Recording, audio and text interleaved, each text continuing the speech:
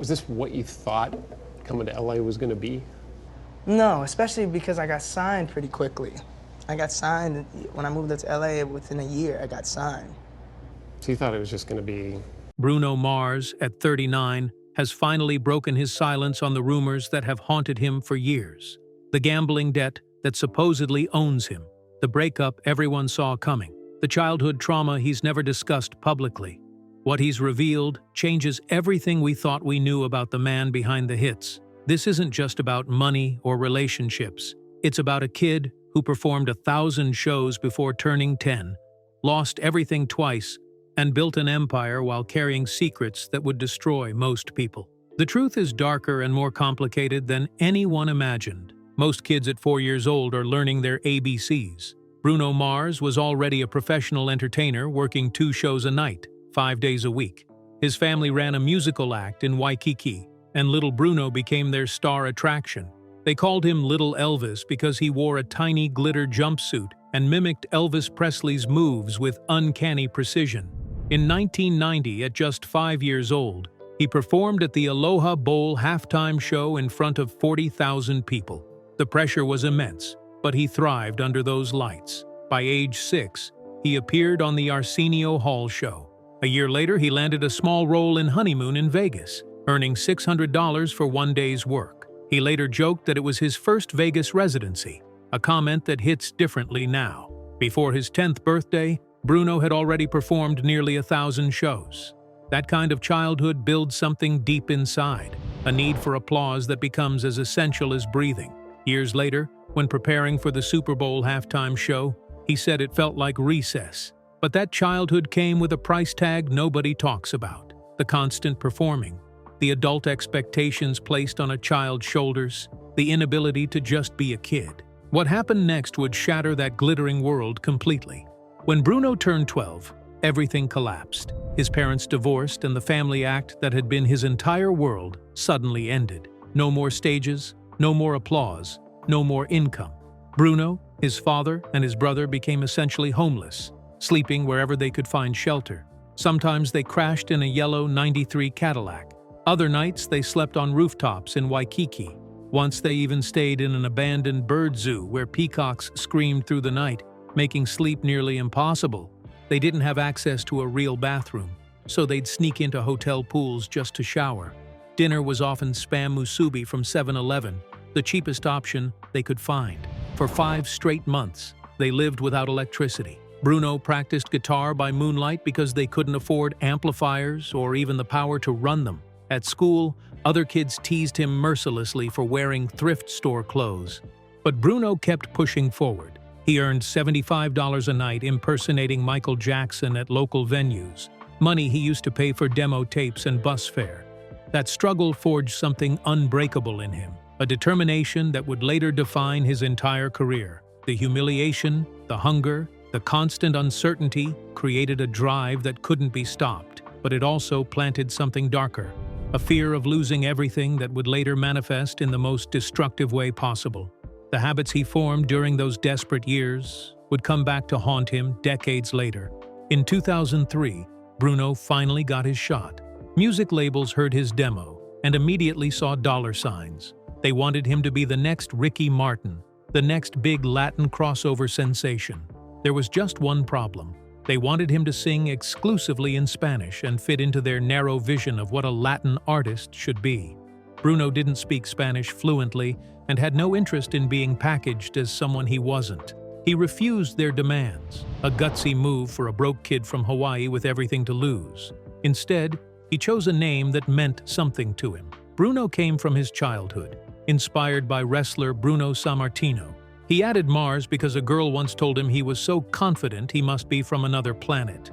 In June 2003, at 18 years old, Bruno Mars stepped off a plane in Los Angeles with exactly $600, 3 demo CDs, and his new name written on a luggage tag. His first year in LA was brutal. He cycled through 4 different living situations, including a $40 a night motel on Sunset Boulevard and a cramped Koreatown studio shared with 6 other struggling musicians. To survive, he lied his way into a DJ job on Van Nuys Boulevard, despite never having touched DJ equipment in his life.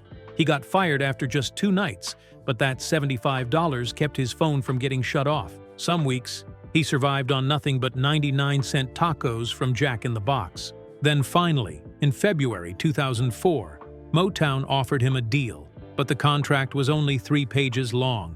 Bruno joked that he'd seen breakfast menus thicker than that. The label had no idea what to do with him. They still wanted a Latin pop singer, not the artist Bruno was determined to become. 9 months later, they dropped him without releasing a single song. It was humiliating. He'd already told his family back home that he'd made it, that he'd finally gotten signed. Now he had to admit he'd failed. But that failure was about to become the best thing that ever happened to him. Another artist dropped by Motown at the same time was Philip Lawrence. The two became friends instantly, bonded by rejection and desperation. They made a promise to each other. They would create music so undeniable that record labels couldn't ignore them. By 2006, Bruno and Philip were broke, but obsessed. They wrote music in the back of Philip's beat-up '99 Toyota Corolla, parked outside a small Hollywood studio. Ari Levine ran that studio and had the equipment they needed. Bruno and Philip had ideas, but no money. Their payment to Ari? 7-Eleven burritos. Whenever a chord progression or beat felt right, they'd shout, "That's a smeeze!" The name stuck. They became the Smeezingtons. They worked 10 hours a day, 6 days a week, systematically analyzing hit songs and reverse engineering success. They studied more than 1,000 songs before releasing even one of their own. Then, Bruno's sister, Jaime, stepped in. She was working in fashion in West Hollywood and slipped one of Bruno's demo CDs to a guy named Mike Lynn, who worked for Dr. Dre. Mike almost threw the CD away because the voice sounded weird, pitched up like a chipmunk. But at exactly 43 seconds in, Bruno hit a high note that made Mike stop and rewind. He flew Bruno out to Record One Studios for a meeting. They didn't offer a deal, but the fact that someone at that level had noticed gave Bruno real momentum. To keep surviving, they sold a song they'd written for themselves called Lost to Menudo for $20,000. It was just barely enough to avoid eviction. Then came their breakthrough. They wrote the chorus for Flo Rida's Right Round. The song exploded to #1 and sold 636,000 downloads in its first week, a digital record at the time. Then they wrote Nothing on You for B.O.B., another massive hit. By the time Bruno released Just the Way You Are in 2010, songs he'd helped create had already sold more than 15 million downloads for other artists. He'd been the secret weapon behind some of the biggest hits on radio. Now it was finally his turn, but the demons from his childhood were already circling, waiting for their moment. In May 2010, Bruno released a tiny EP called It's Better If You Don't Understand. Just 4 songs, 13 minutes long.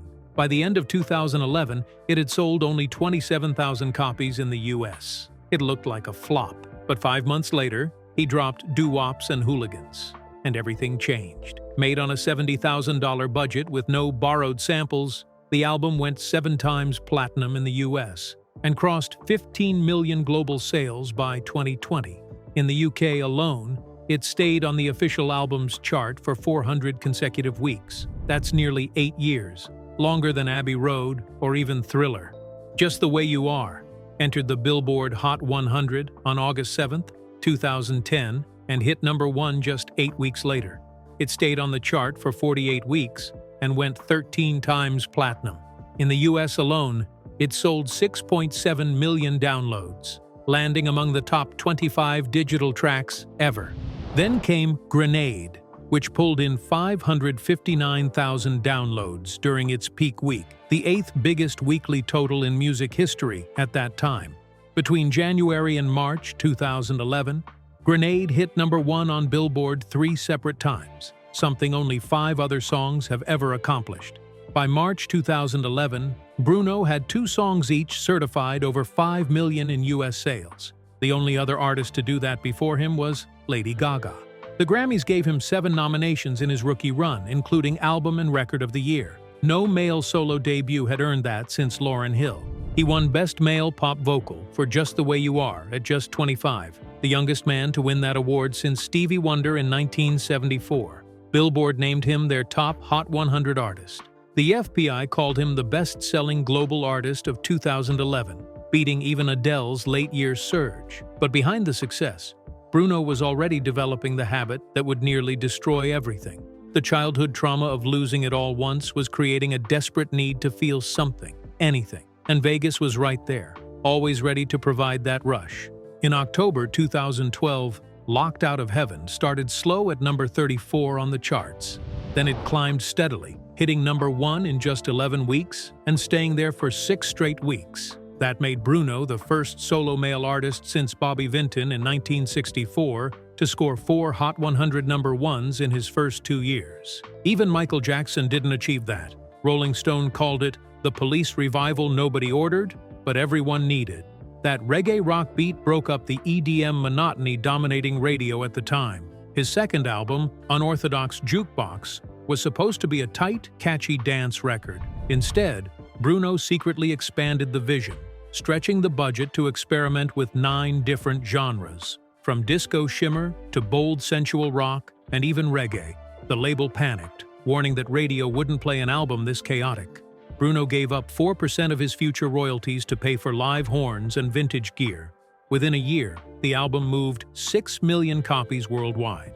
At the 2014 Grammys, it won Best Pop Vocal Album.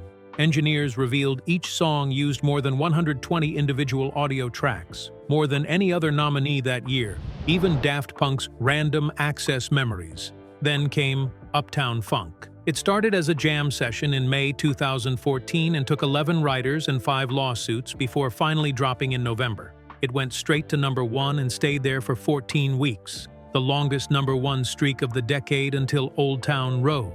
The song sold 300,000 downloads per week at its peak and hit 15 million daily streams worldwide. In the UK, it passed 1 million sales in 10 weeks, the fastest-selling funk-influenced single since I Got You in 1965. His next album, 24K Magic, almost didn't happen. When Bruno handed it in, the label wasn't impressed. Only 9 tracks, 33 minutes long, shorter than some EPs. But Bruno wanted it to feel like a 90s party mixtape with no skips. At the 2018 Grammys, it swept Album, Record, and Song of the Year, only the second R&B album of the century to pull that hat trick. He won 6 awards in one night. The tour that followed sold 3.5 million tickets and earned $367.7 million, placing it among the top 10 highest-grossing tours ever. But with more money came more time in Vegas, and Vegas never forgets what you owe. In spring 2011, before all the Grammys and world tours, Bruno met Jessica Caban at a hotel restaurant in New York. She'd just come from a modeling audition. He'd just finished a show. They locked eyes for 40 minutes before he finally walked over. They talked until 2 in the morning, long after the staff had stacked chairs and turned off most of the lights. Within a year, she left everything and moved across the country to be with him. At first, she slept on an air mattress while he toured the world. Slowly, they built a life together. By 2014, they had a home in Studio City and a dog named Geronimo. Bruno rarely talked about her publicly. He called her "my rock" once in an interview and moved on. Even the heartbreaking song, "When I Was Your Man," he wouldn't discuss. He said it felt like bleeding on tape. People assumed he wrote it during a rough patch with Jessica. She rarely appeared at events. In 13 years together, only 3 red carpet appearances. Then, in late 2024, fans noticed something disturbing. Her anniversary posts vanished from social media. Days later, Bruno flew to Tokyo alone, wearing the gold necklace she'd given him but turned backward to hide her initials. Then came a comment on Jessica's beach photo in January 2025. A fan asked if she and Bruno had split. She replied simply, "I will always celebrate and be happy for all of his continued achievements. Cheering from afar." Just 15 words, but enough to set the internet ablaze. People started investigating. She'd spent Christmas with her parents in San Juan. He played New Year's Eve in Vegas, their first December apart in over a decade. Sources claimed they were living separate lives. Others said he tried to fix things but extended his Vegas shows instead. But here's the strange part. They never officially confirmed a breakup. She still follows him on Instagram. He still likes her posts about her fashion line. They still co-own the house. Some say she stays in the guest room when she's in town. Some claimed she was seen backstage at a show in May, though no photos ever surfaced. The question everyone was asking: what drove them apart after 13 years? The answer was about to explode across every media outlet in the world. March 15, 2024. News Nation aired a segment that didn't name any sources, but made a claim wild enough to catch fire instantly. Bruno Mars allegedly owed around $50 million to MGM Resorts after piling up massive gambling debt, and he was supposedly working it off through his Park MGM residency shows. Within hours, the internet exploded. Gossip blogs repeated the number without verification. Reddit threads ran wild with posts claiming MGM basically owned him now. Talk shows picked it up. Shannon Sharpe told his audience he'd heard Bruno once lost $17 million in just one night at a blackjack table. The image was too perfect to resist. A global pop star singing about gold and riches, secretly trapped by a mountain of casino debt. Within 2 days, the hashtag Bruno Broke was everywhere. The phrase Bruno Mars 50 million debt appeared in over 4 million Google results, all of it traced back to a single anonymous claim. That same day, MGM Resorts responded with a clear, direct statement. They told Forbes and Billboard that Bruno didn't owe them anything. Their exact words: no debt. They emphasized their relationship was based on mutual respect and reminded everyone Bruno was one of the world's best performers. This wasn't just about protecting his image. If the public believed their main headliner was drowning in debt, investors might panic. MGM's stock price could suffer. Within 3 days, major outlets like Variety repeated their statement, and MGM's stock didn't budge. Wall Street believed them. But Bruno didn't release a boring corporate statement. During his show at Park MGM on April 12th, he looked at the crowd and said completely seriously, "Ever since they said I'm on the hook for 50 million, my phone been dry. Where my friends at when I'm up?" The crowd roared. That clip was watched 6.8 million times on TikTok in one day. Months later, when Spotify announced he'd hit 150 million monthly listeners, Bruno reposted it with the caption, "Keep streaming. I'll be out of debt in no time." 2 weeks after that, he surprised everyone by appearing on stage with Blackpink's Rosé at SoFi Stadium. His opening line, "Almost out of debt." That clip pulled in 32 million views in 3 days. Every time he joked about it, the story lost its power. And every time he said something, people shared it, giving him free publicity. But there was a reason so many believed it in the first place. The number 50 million sounds massive, but in Vegas, high roller terms, it's not impossible. High rollers regularly bet $50,000 on a single hand of blackjack. If someone like Bruno lost that amount just 1,000 times over a few years, the total would reach 50 million. Gambling harm experts pointed out the math actually made sense given his income and Vegas presence. And Bruno himself had admitted in past interviews that he started gambling before he was legally old enough and once lost everything in a poker game. That admission made the 50 million rumor feel disturbingly plausible. He reportedly earns $1.5 million per show, totaling around $90 million annually from his residency alone. It wasn't hard for fans to imagine him living like a modern-day Sinatra, winning and losing fortunes under the same neon lights. But here's what nobody was talking about. The real issue wasn't whether he owed 50 million. The real issue was why gambling became his escape in the first place. Remember that 12-year-old kid sleeping in an abandoned bird zoo, practicing guitar by moonlight, wearing thrift store clothes to school while other kids mocked him? That trauma doesn't just disappear when you become famous. The fear of losing everything again, of being back in that yellow Cadillac with nothing, creates a desperate need to feel in control. Gambling provides that illusion of control, that rush of temporarily feeling like you're beating the system that once beat you down.